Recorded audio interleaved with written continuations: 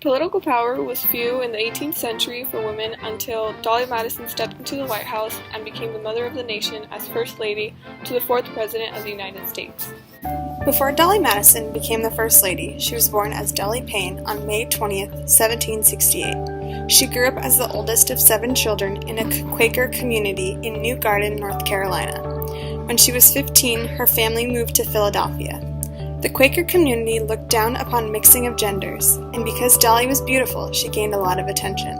This led to her marriage to a Quaker lawyer named John Todd in January of 1790. After they married, Dolly gave birth to their 2 sons, John Payne Todd in 1792 and William Isaac Todd in 1793.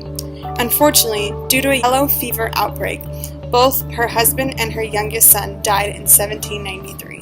Tragedy struck her family, causing her to be a widow. She met and married James Madison in 1794. Due to the fact that James was a deist and not a Quaker, Dolly was expelled from the Quaker community. When James became Secretary of State in 1800, their political reign began together. Due to the generosity of the Madisons to their community and politicians that surrounded them, Dolly became well known and involved in politics and the issues of government aid. Politics was a good way to keep her mind off of her family issues she had at home.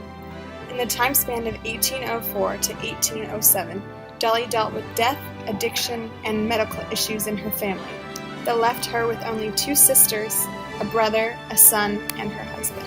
After serving as Secretary of State, James became the 4th President of the United States in 1808, and Dolly became the first wife to occupy the White House in 8 years. Her time as the First Lady included taking in the women who came along to the White House to dine with the President. She acted as the hostess for the widowed and bachelor presidents and invalid First Ladies. While in charge of being a hostess, she put together the first inaugural ball. Due to her knack for design, she renovated the White House twice in her time living there. In 1812, the U.S. declared war against Great Britain. A group known as the War Hawks worked together with the government to invade Canada in the hopes of gaining more territory. This resulted in the burning of the Parliament building in Canada. Due to the French Empire collapsing, the British Army stepped in to help and marched towards Washington, D.C., destroying everything in their path. Dolly remained in the White House before the attacks. When she got word of the British coming towards the White House, she made sure to save special artifacts.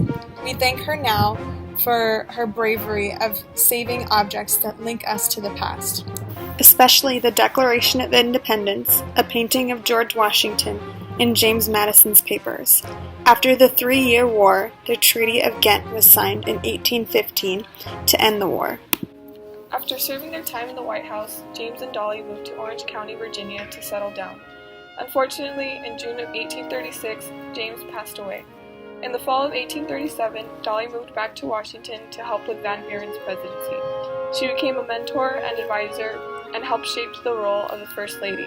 At age 81, Dolly passed away in Washington on July 12, 1849. Dolly used the Quaker background to shape herself into the person she became. The Quaker community uses their passiveness as a catalyst for radical actions.